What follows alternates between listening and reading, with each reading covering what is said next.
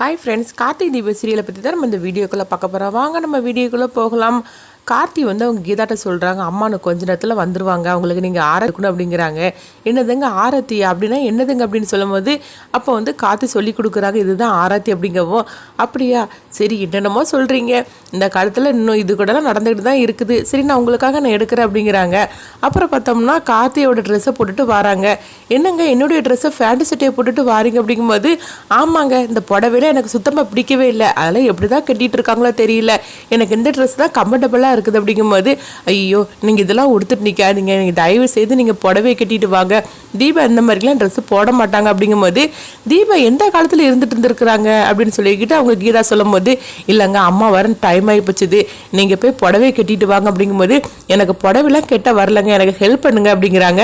நான் எப்படிங்க ஹெல்ப் பண்ண முடியும், நீங்கள் போய் யூடியூப்பை பார்த்து நீங்கள் புடவை கட்டிட்டு வாங்க அப்படின்னு சொல்லும் போது, தீபாவும் வர வழி இல்லாமல் அவங்க போகிறாங்க, யூடியூப்பை பார்த்து அவங்க புடவை கட்டிட்டு வராங்க. எப்படியும் இந்த புடவையை கட்டிட்டு வந்தாச்சுப்பா அப்படின்னு சொல்லும் போது அப்போ கார்த்தி சொல்கிறாங்க, அம்மா வந்தாச்சு சத்தம் கேட்குது அப்படின்னு சொல்லவும், அப்போ கீதா அவங்க ஆரத்தை எடுத்துகிட்டு போகிறாங்க.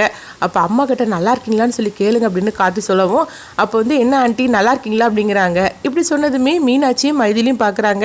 என்னது தீபா அந்த மாதிரிக்கெலாம் பேசுகிறாங்க அப்படிங்கும்போது அப்போ அருண் சொல்கிறாங்க, ஏன் என்னாச்சு அப்படின்னு சொல்லும்போது, இல்லை எப்போவுமே தீபா அத்தன் தானே கூப்பிடுவா, ஆன்ட்டின்னு கூப்பிட்டுட்டு இருக்காள் அப்படிங்கும்போது, சரி இதெல்லாம் ஒரு பெரிய விஷயமா, ஆரத்தி எடு தீபா அப்படிங்கவும், தீபா 1 2 3 அப்படின்னு சொல்லிட்டு ஆரத்தி எடுக்கிறாங்க. இதை பார்த்ததுமே அருணும் ஆனந்தும் சொல்கிறாங்க, என்ன கார்த்தி தீபா இந்த மாதிரிக்கெலாம் ஆரத்தி எடுத்துகிட்டு இருக்கிறா அப்படிங்கும்போது, சரி சரி நீங்கள் வாங்கண்ணே அப்படின்னு சொல்லிக்கிட்டு அம்மா வாங்க மாமன்னு சொல்லிட்டு உள்ளே கூட்டிகிட்டு போகிறாங்க. அதுக்கப்புறமா கீதா பார்க்குறாங்க, இந்த ஆரத்தி அதுக்கப்புறமா அவர் என்னமோ பண்ண சொன்னார், கீழே ஊற்ற சொன்னார் அப்படின்னு சொல்லிட்டு அவங்க கீழே ஊற்றுறதுக்காக வராங்க. அந்த இடத்துல ஐஸ்வர்யா வரவும் ஐஸ்வர்யாவோட முகத்தில் தூக்கி ஊற்றிட்டு போயிருந்தாங்க. ஐஸ்வர்யா அதை பார்த்துட்டு அதிர்ச்சி அடைகிறாங்க. அப்போ தீபா சொல்கிறாங்க, ஐயோ சாரி அப்படின்னு சொல்லிட்டு அங்கேருந்து கிளம்பி போகிறாங்க. இவ வேணும்னு தான் என் முகத்தில் இந்த ஆரத்தை எடுத்து ஊற்றி இருக்கிறா, அவளுக்கு நான் தான் கீழே தள்ளி விட்டங்கிறது நல்லாவே தெரியும், ஆனாலும் அவள் சொல்லாமல் மறைச்சி வச்சுக்கிட்டு என்னை பழி வாங்குறதுக்காக இதெல்லாம் பண்ணிட்டு இருக்கா அப்படின்னு ஐஸ்வர்யா கோவத்தோடய அவங்க வீட்டுக்குள்ளே வராங்க. வீட்டுக்குள்ளே வந்ததுமே அபிராமி தீபாவை கூப்பிடுறாங்க. அப்போ தீபா போகிறாங்க, என்னம்மா எப்படி இருக்கிற, நல்லா இருக்கிறியா, ஒன்றும் பிரச்சனை இல்லை, ரொம்பவே கஷ்டப்பட்டுட்டே அப்படின்னு சொல்லி கேட்கும்போது, அப்படிலாம் ஒன்றும் இல்லை ஆண்டி நான் நல்லா தான் இருக்கிறேன் அப்படிங்கிறாங்க. அப்போ அபிராமி சொல்கிறாங்க, என்ன தீபா திடீர்னு என்ன ஆண்டி ஆண்டின்னு சொல்லி கூப்பிடுறேன், அதுவும் நல்லா தான் இருக்குன்னு இப்படியே என்னை கூப்பிடு அப்படின்னு அபிராமி சொல்லிட்டு இருக்கிறாங்க. அப்போ மீனாட்சி சொல்கிறாங்க, சரி அத்தை நீங்கள் இருங்க நான் உங்களுக்கு போய் ஜூஸ் எடுத்துகிட்டு வார் அப்படிங்கவும், அப்போ தீபா சொல்கிறாங்க, எனக்கு ஒரு ஜூஸ் எடுத்துகிட்டு வாங்க அப்படிங்கிறாங்க. இதை கிட்டதுமே மைதிலி மீனாட்சி அதிர்ச்சி அடைகிறாங்க. என்னது தீபா நம்மளே வேலை வாங்கிட்டு இருக்கிறா, அப்படிலாம் பண்ண மாட்டாள, சொல்லப்போனால் இப்போ அத்தைக்கு ஜூஸ் பண்ணணும்னு சொன்னால் அவள் தான் போய் அவள் தான் எடுத்துகிட்டு வருவா, ஆனால் இன்றைக்கி என்னென்னா நம்மளே ஜூஸ் எடுத்துகிட்டு வாங்க அப்படின்னு சொல்கிறாள் அப்படின்னு சொல்லிட்டு இவங்க ரெண்டு பேருமே தீபா என்ன இந்த மாதிரிலாம் நடந்துட்டு இருக்கிறா அப்படின்னு சொல்லி பார்த்துட்டு இருக்கிறாங்க. அப்போ கார்த்திகிட்ட மீனாட்சி போகிறாங்க, என்ன கார்த்தி தீபாவோட நடவடிக்கையே சரியில்லை, அவள் எப்போவுமே அத்தைக்கு ஏதாவது சாப்பாடு வேணும்னா நான் கொண்டுட்டு வர போனால் கூட என்னை தடுத்து நிறுத்திட்டு அவள் போய் எடுக்க போவா, இன்றைக்கி என்னென்னா ஜூஸ் எனக்கு ஒன்று எடுத்துகிட்டு வாங்கன்னு சொல்லி அவளே என்கிட்ட சொல்கிறா, இதெல்லாம் பார்க்குறதுக்கு ரொம்பவே புதுசாக இருக்குது அப்படின்னு சொல்லும்போது அப்போ கார்த்தி சொல்கிறாங்க, இல்லை நான் உங்ககிட்ட ஒரு விஷயத்தை பற்றி சொல்லணும் அப்படிங்கவும் என்னன்னு சொல்லி கேட்குறாங்க. அப்போ மைதிலி மீனாட்சிட்டையும் கார்த்தி சொல்கிறாங்க, அவங்க கீழே விழுந்தனால இந்த மாதிரிக்கு அவங்களுக்கு அதிர்ச்சியாக ஏற்பட்டுருச்சுது, அதனால் டாக்டர் கொஞ்ச நாள் அவங்க இப்படி தான் இருப்பாங்க, போக போக சரியாயிருவாங்கன்னு சொல்லியிருக்கிறாங்க, அதனால் அவங்க என்ன பண்ணாலும் கொஞ்சம் நீங்கள் அட்ஜஸ்ட் பண்ணிக்கோங்க அப்படிங்கும்போது, அப்படியே கார்த்தி சரி சரி அதெல்லாம் ஒன்றும் பிரச்சனை இல்லை நான் பார்த்துக்கிறேன் அப்படின்னு சொல்லிட்டு மீனாட்சி மைதிலி கிச்சனுக்குள்ளே போகிறாங்க. அப்போ அவங்க ஜூஸ் எடுத்துகிட்டு வராங்க. எடுத்துகிட்டு வந்ததுமே அவங்க அபிராமிக்கும் கொடுத்துட்டு அவங்க தீபாவுக்கும் கொடுக்குறாங்க.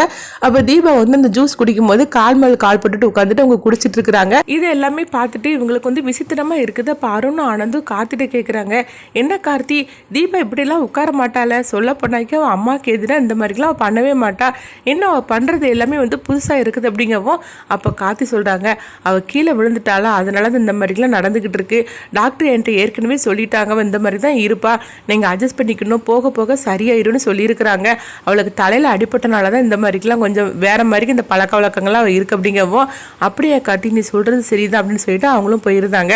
அதுக்கப்புறம் அபிராமி அவங்க தீபாட்ட பேசிகிட்டு இருக்கிறாங்க. பேசிகிட்டு இருக்கும்போது அவங்க கழுத்தை பார்க்குறாங்க, என்ன தீபா உன் கழுத்தில் தாலியை காணல அப்படின்னு அபிராமி கேட்கவும் இதை கேட்டதுமே கார்த்தி அதிர்ச்சி அடைகிறாங்க. ஐயோ இப்போ அம்மா என்ன சொல்ல போகிறாங்களே தெரியல அப்படிங்கும்போது அப்போ வந்து தீபா சொல்கிறாங்க, என்னது தாலியா, எனக்கு தான் உனக்கு கல்யாணமே ஆகலையே அப்படிங்கிறாங்க. இதை கேட்டதுமே எல்லாருமே அதிர்ச்சி அடைகிறாங்க. என்ன தீபா சொல்லிட்டு இருக்கிற, உனக்கு கல்யாணம் ஆகலையா? இப்படி சொன்னதுமே அபிராமியும் அருணாச்சலமும் அதிர்ச்சி அடைகிறாங்க. என்ன கார்த்தி தீபா இந்த மாதிரிக்கு சொல்லிட்டு இருக்கிறா, அவளுக்கு கல்யாணம் ஆகலன்னு சொல்லிட்டு இருக்கிறா அப்படிங்கும்போது அப்போ கார்த்தி வந்து எப்படியோ சமாளிக்கிறாங்க. இல்லைம்மா தீபா அப்படிலாம் சொல்லலாமா, தான் கழுத்தில் தாலி இல்லைங்களா, அவளுக்கு ரெண்டாவது நான் வந்து தாலி கட்டுறதுக்காக கல்யாணம் ஏற்பாடெல்லாம் பண்ணிட்டு இருந்தீங்களா, அந்த கல்யாணம் நின்று போச்சுல, அதை பற்றி தான் சொல்லிட்டு இருக்காங்க அப்படிங்கவும் அப்படி தானே தீபா அப்படின்னு சொல்லி கார்த்தி சொல்லவும் அவங்களும் ஆமாம் ஆமாம் நான் அதை தான் சொன்னேன் ஆண்டி அப்படின்னு சொல்லியிருந்தாங்க. ஓஹோ அப்படியா, நான் கூட பயந்தே போயிட்டேன் அப்படிங்கிறாங்க.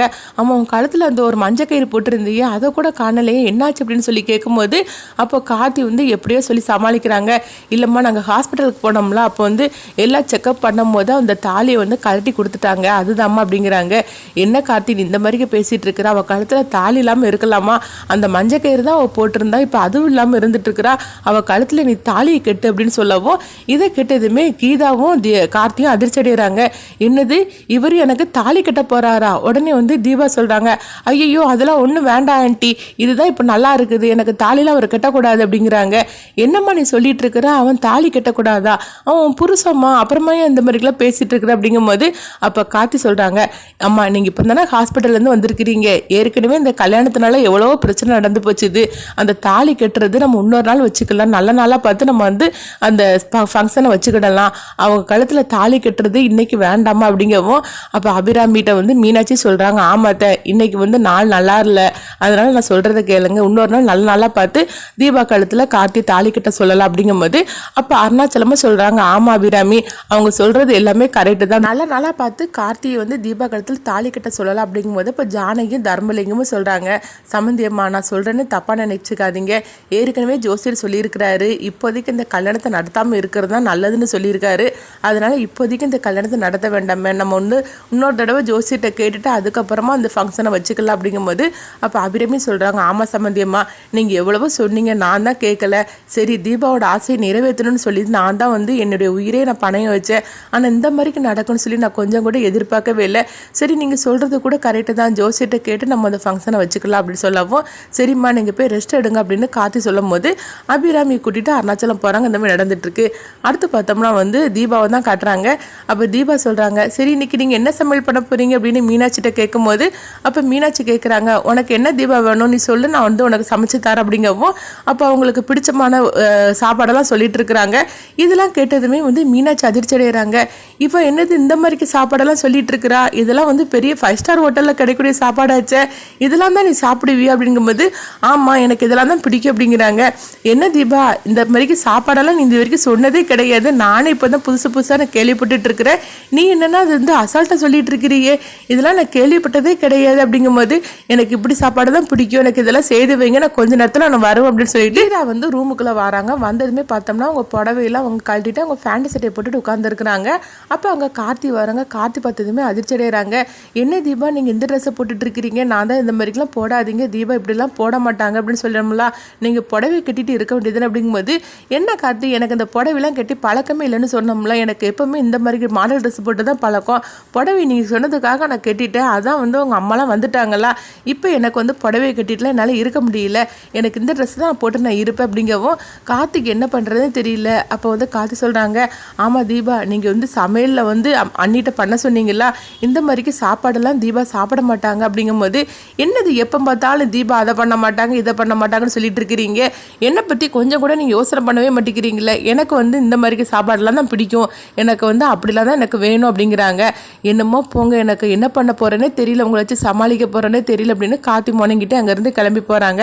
அடுத்தங்க பார்த்தோம்னா ஐஸ்வர்யா தான் காட்டுறாங்க. ஐஸ்வர்யா வந்து பயத்தோடு இருந்துட்டு இருக்கிறாங்க.